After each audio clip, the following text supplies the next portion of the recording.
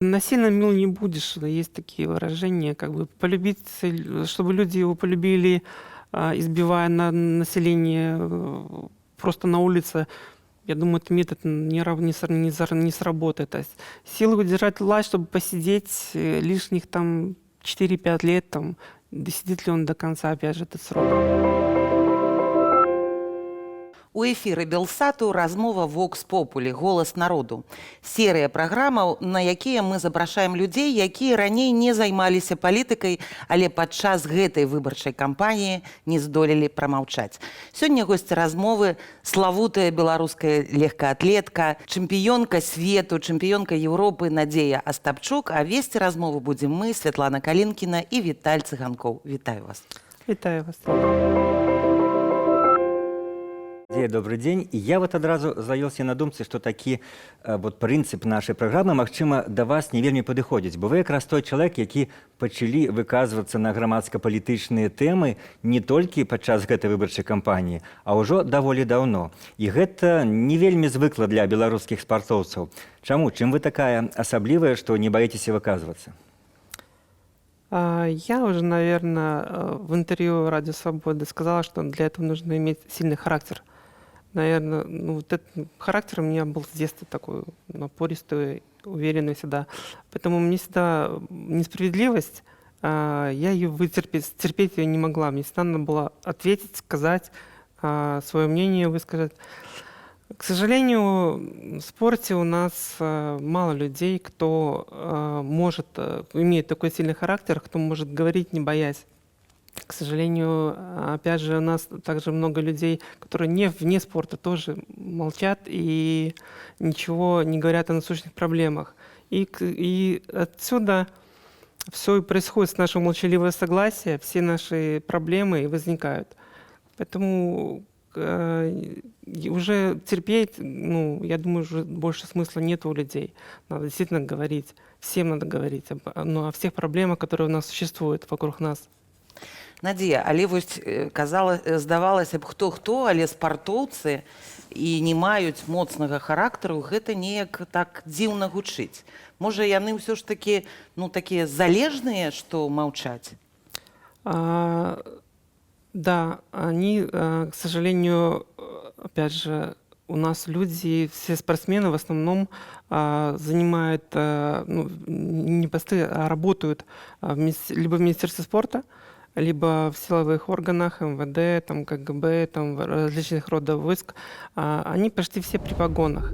К сожалению, но люди зависимые, боятся реакции начальства, боятся, что могут не продлить контракты.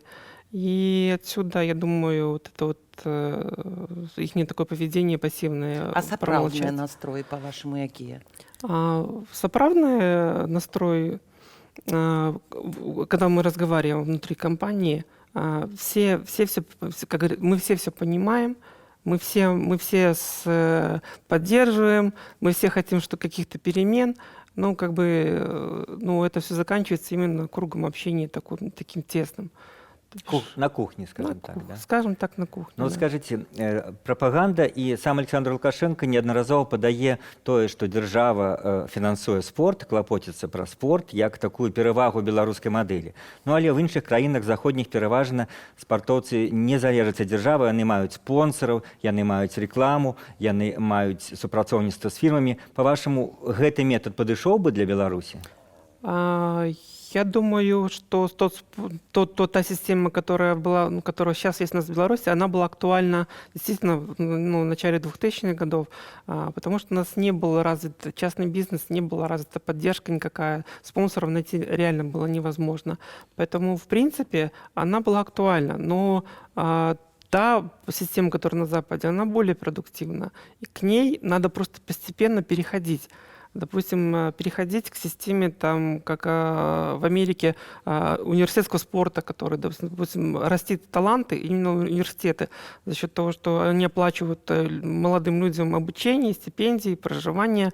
За счет этого они выступают за университет, показывают результаты, потом уже находят спонсоров и уже получают какие-то дивиденды от спорта. Но для этого нужно действительно перейти постепенно, плавно. Сейчас уже бизнес способен немножко поддерживать спортсмена, надо просто немножко заинтересовывать, какие-то помогать бизнесу там льготами, налогами какими-то там и прочее, чтобы они хотели поддержать спорт, а не насильно, типа там ты должен взять кого-то. Я думаю, что это не принесет успеха, если опять же принуждать кого-то поддерживать. Надзея, а калі гаварыць не пра спартсменаў, вы родам з Брэсцкай вобласці, там, напэўна, сваякі, аднакласнікі, сябры. Якія там настроі? Я думаю, ну, общаюсь, к сожалению, уже очень мало, там только когда недавно было там в мае на родине. Там настрой давно уже, как бы, либо люди уже махнули рукой на все, смирились со всеми, живут, ну, может таки треба. Либо, ну, уже хотя бы начали общаться, говорить тоже, уже не боятся, там, обсуждать такие темы, то, что раньше там тема выборов, человек прошел рукой махнул, то сейчас уже действительно люди собираются и немножко об этом говорят в тех же магазинах. Но я думаю, уже в этот год немножко действительно изменилась ситуация, и люди стали более открытые, более смелее, и ситуация, которая происходит, наверное, когда уже терпение у людей уже подходит просто уже к концу. Я вось, рыхтуючыся да праграмы, прачытаў некалькі вашых інтэрв'ю, пераважна в незалежнай прэсе, але не ўбачыў вашых нейкіх інтэрв'ю для дзяржаўных тэлеканалаў ці дзяржаўнай прэсы. Это чаму? Вы не хочаце ім даваць такія інтэрв'ю, ці яны вас не запрашаюць? Ну, с державными СМИ у меня в основном только были отношения со спортивной прессой, в основном, когда я была спортсменкой действующей. Вот так приглашение, конечно, есть, но я не ходила туда из принципа. То бишь, мне в каком-то году, сейчас точно не помню, то ли 9-м, то ли 10-м, та Беларусь, которую показывали по телевизору, да, очень сильно начала различаться от той Беларуси, которая на самом деле. И как бы пойти туда, это получается, что мне нужно сломать свои какие-то, убеждения, типа, и видя то, что происходит, как бы у нас в реальной жизни. Я даже, по-моему, в каком-то интервью говорила, что я хочу жить в той Беларуси, которая в телевизоре, но на самом деле у нас она абсолютно другая. Там совсем другая жизнь, у людей совсем другие проблемы, не те, которые показывают по телевизору. Поэтому и да, я просто отказывалась. Я как бы были приглашения, были недавно приглашения осенью, но я отказывалась от них. Надзея, вы, напэўна, чыталі, што многія людзі ў інтэрв'ю журналістам кажуць, што вось спартоўцам, толькі спартоўцам і міліцыянерам у Беларусі жыць добра, а ўсім астатнім дрэнна, і таму яны выступаюць за змену ўлады. Ці сапраўды спартоўцам жыць добра? Добра жыць спартоўцам тым, хто зарабляе медалі. Тым добра. А другие, которые только приходят в спорт, прежде чем что-то получить, тебе нужно доказать, то бишь тебе нужно привести медаль. А чтобы привести медаль, это годы тренировок, это годы, человек мог работать, годы тяжкой працы. Тяжкая праца, так. И какой процент достигает этого? Очень маленький. 1000 человек начинают тренироваться, но к медали приходят единицы. То бишь, сколько разбитых действительно судеб, сколько травмированных людей потом после спорта, которые не смогли войти в спорт, остается и приходят в обычную жизнь. Это об этом же не говорится, это статистика никакая не показывает, сколько прошло. Вот как раз про звычайнае жыццё. Зараз вы уже амовіліся, што вы ўжо не з'яўляецеся дзеючай спартоўкай. І які у вас цяпер планы на будучыню? То бок звычайна спартоўцы як знаходзяць сябе? Альбо в рамках нейкіх функцыянераў сапраўды федэрацыі ідуць, я так зразумела, гэта не ваш варыянт, альбо знаходзіць працу трэнерам ці нейкімі кансультантамі. Што у вас намечаецца, паколькі на сённяшні момант, я разумею, пакуль няма ніякай яснасці? Так, у меня были планы поработать в одной и другой стране тренером. Предварительно шли переговоры, но коронавирус эту тему пока поставил на паузу. Но действительно, я очень люблю спорт. Я в спорте с 7 лет своего детства, поэтому Я не хочу пытаться там влезть какую-то там в политику или куда-то еще. Я люблю спорт, действительно, всей душой, я им живу, и мне бы действительно хотелось бы себя реализовать еще не только как спортсменка, но реализоваться как и тренер. Я учусь, семинары посещаю на данный момент онлайн, потому что выехать никуда невозможно.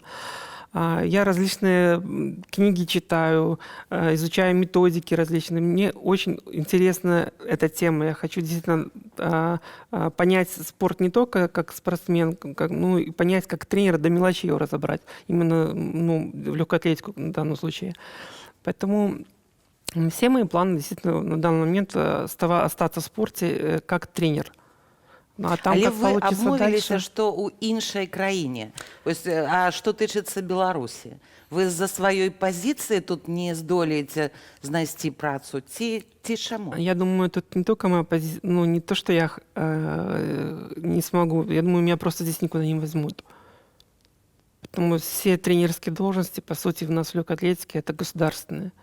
Но меня никто, был период, когда я искала работу, да, на что мне ответ сказали, что у нас и так переизбыток тренеров, мы и так сокращаем людей, поэтому Але у нас же ж не столькі чэмпіёнаў свету, И чэмпіёнаў Европы. второй вопрос, чтобы быть тренером, нужно, у нас в данной ситуации нужно еще учеников привести своих туда.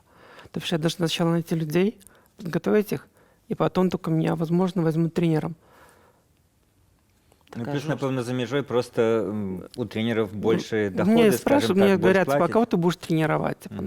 Мне надо сначала найти человека, его подготовить, чтобы он мог заработать медаль, и потом только будет рассматриваться вопрос, взять ли меня там тренером или там не взять.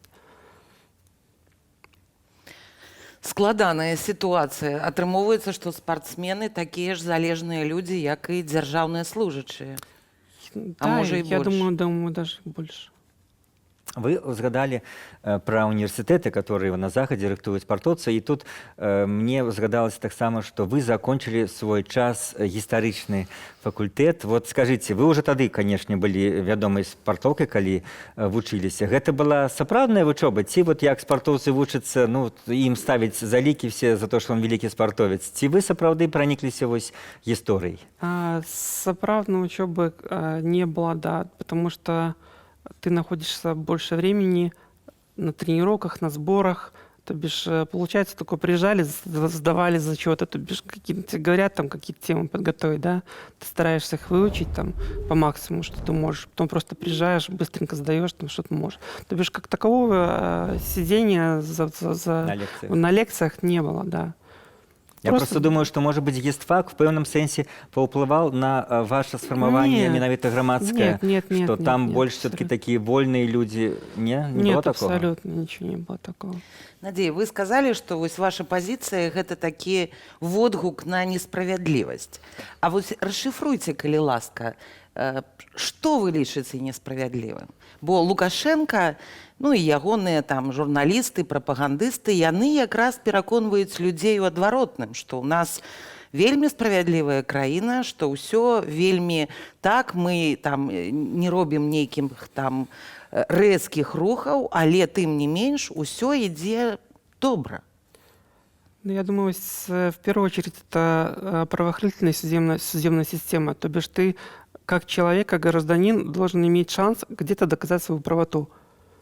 То бишь должен быть независимый суд, который действительно будет решать проблемы граждан.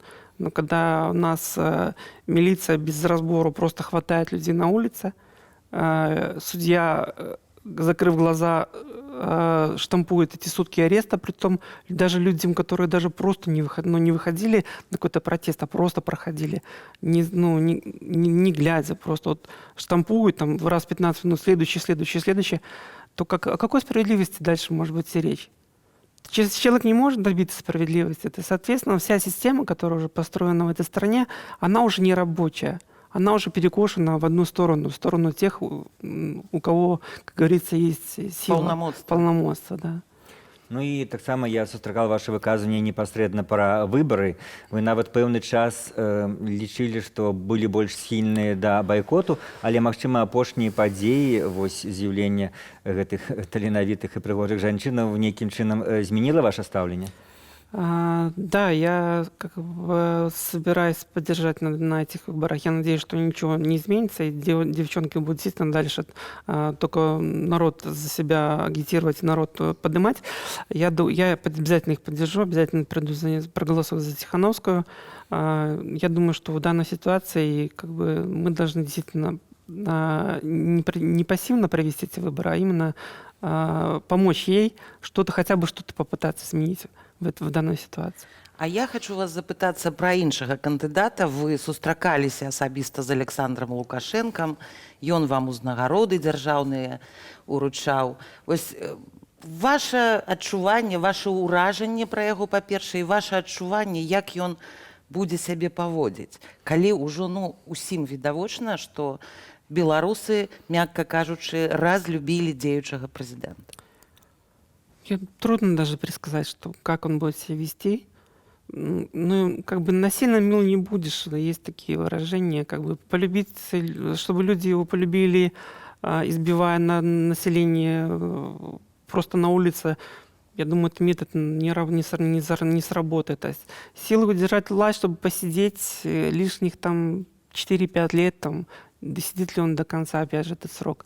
У нас самая все-таки большая проблема – это проблема с экономикой в стране. Я говорю, поэтому любой там кризис, любой обвал рубля еще больше нанесет вреда, чем любые протесты, которые у нас могут пройти. Я не знаю даже, честно, я не могу предсказать, что будет, учитывая...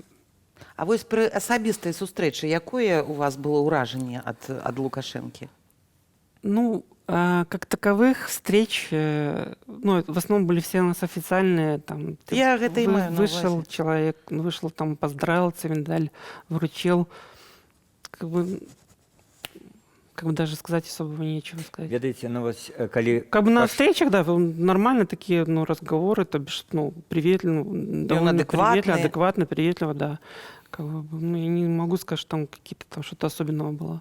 Калі пайшла хваля выказванняў чэрвеня ліпені спартоўцаў, тым ліку на тэму выбараў, на тэму несправядлівасці ў краіне, то іншыя спартоўцы заявілі, што як вы смееце літаральна да такого, што дзяржава для вас зрабіла ўсё, а вы цяпер супраць дзяржавы выказваецеся. Вось мы ўжо гаварылі пра гэтую залежнасць, але як ці паддаюцца некаторыя людзі на гэтае ураўніванне дзяржавы і непасрэдна Александра Лукашэнкі, што калі ты выступаеш супраць яго, ты, маўляў, выступаеш супраць дзяржавы. Як вам гэтая логіка?